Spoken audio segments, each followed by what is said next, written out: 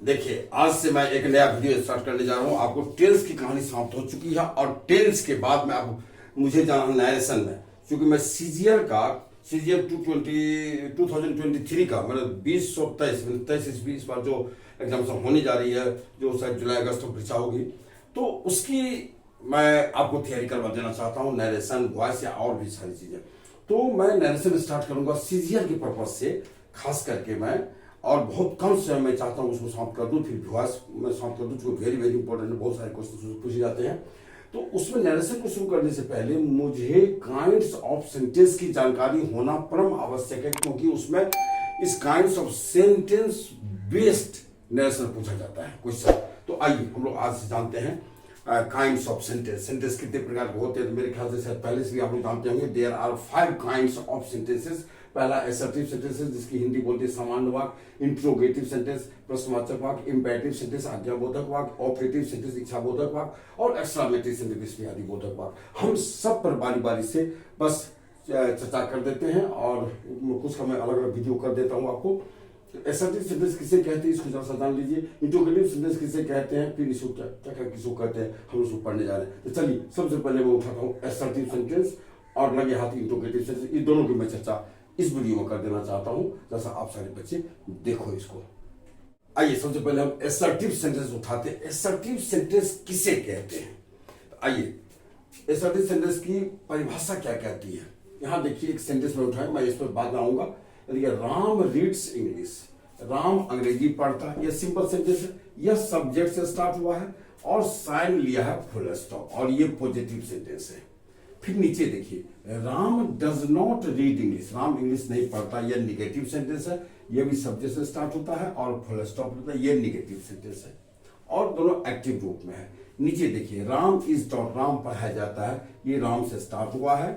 Actually Ram की जगह मैं ही लगा देता हूं, कोई प्रोनाउन दूसरा लगा देता हूं। चलो, ही इज टॉट, यहाँ ही से स्टार्ट हुआ है और ये फुल स्टॉप लिया है, पॉजिटिव। ये पैसिव सेंटेंस है और ये पॉजिटिव है। फिर यहां मैं लगा देता हूं, यहां देखिए कि ही इज नॉट टॉट, वह नहीं पढ़ाया जाता है, यह पैसिव सेंटेंस है और निगेटिव है, जो एक प्रोनाउन से स्टार्ट हुआ और फुल स्टॉप लिया है। इसी को कहते हैं असर्टिव सेंटेंस। असर्टिव सेंटेंस का क्या मतलब होता है, परिभाषा अब आप आइए कि अब पॉजिटिव और निगेटिव, सकारात्मक या नकारात्मक, एक्टिव और पैसिव सेंटेंस, कोई भी सकारात्मक या नकारात्मक एक्टिव सेंटेंस या सकारात्मक या नकारात्मक passive sentence, passive sentence is called an assertive sentence. यही असर्टिव सेंटेंस कहलाता है, यानी ये सब के सब असर्टिव सेंटेंस है। समझ गए, बस यही बात करनी थी। असर्टिव सेंटेंस इसे कहते हैं, चाहे वो पॉजिटिव हो या निगेटिव हो, एक्टिव हो या पैसिव हो, जो सब्जेक्ट से स्टार्ट हो और लास्ट में फुल स्टॉप लेता हो, बस इसे ही कहते हैं हम लोग असर्टिव सेंटेंस। बस सिंपल सेंटेंस को असर्टिव सेंटेंस कहते हैं। बस इसका साइन होता है, रूल ऑफ साइन। इसको पहचानेंगे कैसे, 5 प्रकार के सेंटेंस है, 5 प्रकारों को पहचानने के तरीके अलग अलग हैं। अब पहचानने का तरीका क्या, मैं यहां लिख दिया हूं। दिस सेंटेंस ऑलवेज स्टार्ट्स, यह सेंटेंस सदैव शुरू होता है विथ अ नाउन प्रोनाउन, एक नाउन या प्रोनाउन से जो सब्जेक्ट बन के आता है, पैसिव ऑब्जेक्ट बन के आता है। एंड अ फुल स्टॉप, और एक फुल स्टॉप कम्स आता है at the last of the sentence as its sign, इसके अपने चिन्ह के रूप में यह फुल स्टॉप लेता है अंत में। अब यहां देख लीजिए, फुल स्टॉप है, कोई नाउन प्रोनाउन से स्टार्ट हुआ है और फुल स्टॉप लिया है अपने साइन के रूप में। इसे ही कहते हैं आपको असर्टिव सेंटेंस। जैसे ही इज प्लेइंग फुटबॉल, वो फुटबॉल खेल रहा, असर्टिव सेंटेंस है। He is not playing football, वो फुटबॉल नहीं खेल रहा, असर्टिव सेंटेंस है।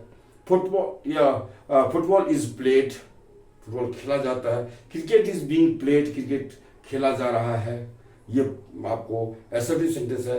Cricket is not being played now, cricket अभी नहीं खेला जा रहा है, यह आपका असर्टिव सेंटेंस है। यानी कोई भी एक्टिव हो या पैसिव हो, पॉजिटिव हो या निगेटिव, किसी भी रूप में हो, इसको हम कहते हैं असर्टिव सेंटेंस। शर्त यह कि यह नाउन प्रोनाउन शुरू होना चाहिए और इसके लास्ट में फुल स्टॉप आना चाहिए साइन के रूप में, बस इसे ही कहते हैं असर्टिव सेंटेंस। बस आप इस चीज को जानिए।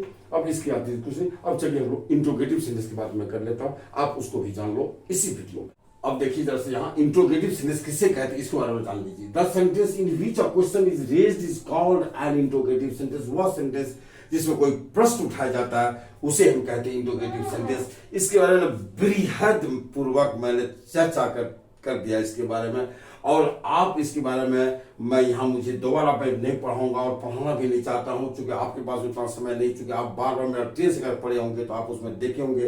ये जो वीडियो नंबर, अगर इसका थ्योरी को देखना है तो बृहद पूर्वक मैंने दिया, वीडियो नंबर 57 से लेकर 65 तक आप देख ले, 57 to 65 आप ये देखो जाकर के।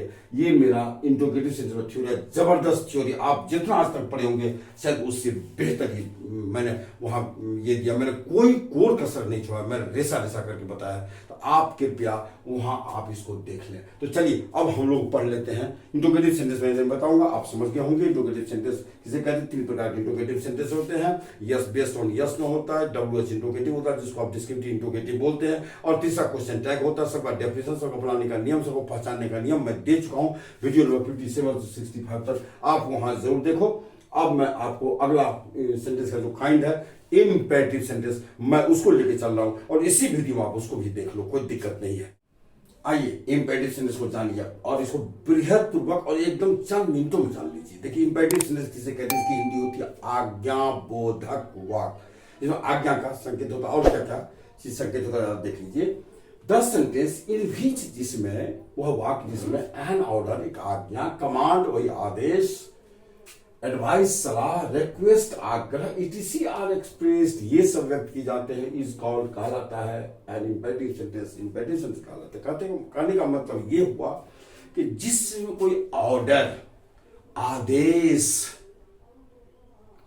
रिक्वेस्ट या सलाह इत्यादि एक्सप्रेस किया जाता है, ऐसी सेंटेंस को हम कहते हैं इंपेरेटिव सेंटेंस, आज्ञाबोधक वाक्य। ये वर्ड आप देख लो, क्योंकि ये मायने रखता है नरेशन में, ये सब फैक्टर करके ये सब वर्ड। नेचर क्या होता है, किसी सेंटेंस के नेचर को देखा जाता है, उसका नेचर क्या है, और नेचर के हिसाब से ही हम लोग उसका नरेशन भी बनाते हैं, नरेशन भी चेंज किया जाता है। इसलिए इस पर ध्यान रखिएगा।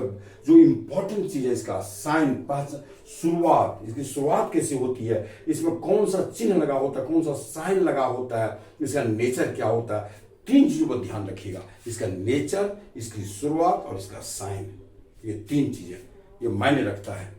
अब ये समझ गए होंगे मेरे ख्याल से कि वह वाक्य जिसमें आदेश या फिर आज्ञा या फिर रिक्वेस्ट या फिर आग्रह इत्यादि दर्शाया जाता है, उसको हम कहते हैं इंपेरेटिव सेंटेंस। अब आइए इसका एग्जाम्पल देखिए। कम हियर, यहां आओ, है ना आदेश, है ना ऑर्डर, है ना। डोंट कम हियर, यहां मत आओ, है ना आदेश। अब क्या होता है, जैसे देखिए ये सेंटेंस क्या होता है, मैं 8-9 एग्जाम्पल्स यहां दे दिया हूं मैं। कम हियर, यहां आओ। अब इंपेरेटिव सेंटेंस में सदैव इसकी शुरुआत, अगर ये पॉजिटिव है तो शुरुआत सदैव V1 से इसकी शुरुआत होती है, और निगेटिव अगर है तो डोंट प्लस V1 से शुरुआत होती है, डोंट प्लस V1 से शुरुआत होती है। याद रखिएगा कि पॉजिटिव अगर है तो V1 से स्टार्ट होगा, और अगर निगेटिव है तो डोंट प्लस V1 से स्टार्ट होगा, और ये सदैव फुल स्टॉप लेता है अपने अंत में, है ना। और इसका सब्जेक्ट ये समझ गए होंगे। और अगर इसमें रिक्वेस्ट या अदर का भाव आपको दर्शाना होता है तो अब उसमें प्लीज या काइंडली का यूज कर लीजिए। चाहे प्लीज काइंडली सेंटेंस शुरू में डालो या अंत में डालो, लेकिन फुल स्टॉप अंत में रहता है। प्लीज कम हियर, कृपया यहाँ आइए। अब देख लो, रिक्वेस्ट या काइंडली कम हियर, या है ना ये सब, या please don't come here, negative हो या पॉजिटिव कोई दिक्कत है नहीं। तो प्लीज या काइंडली इसमें लगा होता है, जो प्लीज काइंडली शुरू में लगाइए या अंत में लगाइए। मेरे ख्याल से आपने समझा होगा। अब आइए, इसमें फिक्स है, इसका सिर्फ और सिर्फ एक ही सब्जेक्ट होता है, वो होता है यू। आप उसको लिखें या न लिखें, क्योंकि ये इससे कोई फर्क इस सेंटेंस को नहीं आएगा। अगर हम ये कहें कि सूरज, कोई आपको ये कि भाई उठो चलो सूरज उग रहा है, तो क्या आप पूछेंगे सूरज किधर उग रहा है? नहीं पूछेंगे आप, क्योंकि आप जानते ये फिक्स है कि सूरज पूरब में ही उगता है। तो इसलिए पूरब शब्द को लाने के लिए या ये सूरज किधर उग रहा है, इस प्रश्न उठाने के लिए जरूरत नहीं है, प्रश्न उठाने की जरूरत इसमें आपको नहीं है। ठीक उसी तरह से इंपेरेटिव सेंटेंस में एक मात्र सब्जेक्ट होता है, उसका यू ही होता है, आप उसको लाने की जरूरत नहीं है। और अगर इच्छा हो गई लाने के लिए तो आप जरूर लाइए, इच्छा है तो लाइए, कोई दिक्कत नहीं, इच्छा का सम्मान ग्रामर कर रहा है आपकी इच्छा का सम्मान। लेकिन यू लाने वाला सीधा कोमा लगाइए एकदम, ये सेंटेंस फिर रखिए कोमा यू से, है ना। यू यहां देखिए पॉजिटिव है तो यू और निगेटिव है तो भी, या इसके बदले यू कम है, तुम इधर आओ, यू का अगर नाम मान लीजिए राम है, मोहन है, श्याम है, उषा है, गीता है, कोई चीज है, तो आप चाहो इंपेरेटिव सेंटेंस में आप किसी व्यक्ति का नाम डायरेक्ट ला सकते हैं। ए राम जरा सुनना, आप कहते हैं राम सुनना, राम जरा इधर आओ, तो उस व्यक्ति का, एक व्यक्ति का नाम आप ला सकते हैं। वो व्यक्ति के नाम देंगे और लेकिन वहां कोमा लगा देंगे। अगर कोमा नहीं देंगे तो ये भूल होगी, राम कम हेयर कोमा हटा देने वाली प्रेजेंट इंडिफिनिट का सेंटेंस बन जाएगा और ये राम कम तब हो जाएगा, तो राम कोमा के बिना ये गलत माना जाएगा, ध्यान रखिएगा। ये व्यक्ति का नाम आप ला सकते हैं, आप कोमा लगा दीजिए। निगेटिव है तो भी राम लाइए, कोमा लगाइए, चाहे निगेटिव है निगेटिव इंपेरेटिव सेंटेंस हो या पॉजिटिव, आप व्यक्ति का नाम अगर लाएंगे तो उस व्यक्ति का नाम के साथ कोमा होना ही चाहिए। यू अगर लाते हैं तो यू के साथ कोमा होना ही चाहिए। मेरे ख्याल से आपने समझ गया होगा कि इस सेंटेंस की शुरुआत V1 से, पॉजिटिव है तो V1 से स्टार्ट होगी, फिर मैं बोल जाता हूँ, और निगेटिव है तो डोंट प्लस V1 से स्टार्ट होता है, याद रखिए। और अगर इसमें रिक्वेस्ट वगैरह सबका और ये एडवाइस वगैरह सबको दिखाना हो तो प्लीज और काइंडली उसमें जोड़ दीजिए। प्लीज काइंडली का स्थान शुरू में रह सकता है या अंत में रह सकता है, इसके साथ कोमा भी समान तौर पर आता है। अब ये जान लीजिए इंपेरेटिव सेंटेंस का सिर्फ और सिर्फ एक ही सब्जेक्ट होता है यू, जिसे आप लाएं या न लाएं इससे फर्क नहीं पड़ता है। अगर आप लेंगे तो यू को सदैव आप कोमा के साथ लेंगे, और यू की जगह किसी एक व्यक्ति का भी नाम हो सकता है, उस व्यक्ति के नाम को लेंगे अगर तो आप उसके साथ सदैव कोमा का यूज करेंगे और V1 काम करता रहेगा। तो ये आपका रूल ऑफ साइन हो गया। पहचानेंगे कैसे, तो मैं मुंह से बोल जाता हूं कि यह सेंटेंस सदैव V1 से स्टार्ट होता है, निगेटिव रहने पर डोंट प्लस V1 से स्टार्ट होता है, पहली बात।